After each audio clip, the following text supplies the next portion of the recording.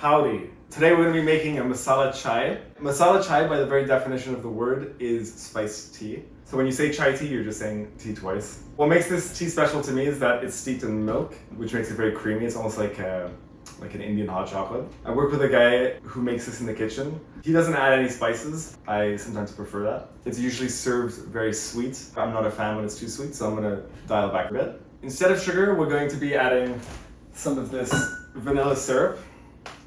Shout out to Rani. And that's it. So first things first, we're going to crush our spices. So I'm going to start by grabbing some green cardamom, some cloves, and we're going to grind it up in our mortar and pestle. Get all those aromatics out. Throw in some cinnamon. Toast all your spices in a pot over a gentle heat. Then add your whole milk. Peel some ginger with a spoon before adding a few slices to the mix. Grate some nutmeg. Okay, pause. Great tip for you here. Tap your zest from the side instead of on top of the teeth. This is a great way to keep your zester sharp. Okay, continue. Tea. I'm adding a tea from Tinderet, Kenya.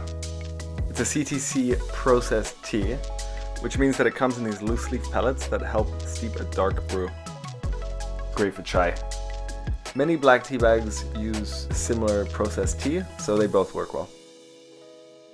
Add your sweetener and keep reducing. This tea should be thick.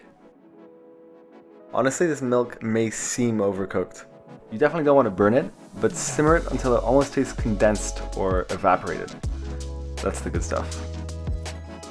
I'm straining into a shaker because that's what I have. Small glasses are great because it's a rich tea. And there it is, a one-pot recipe.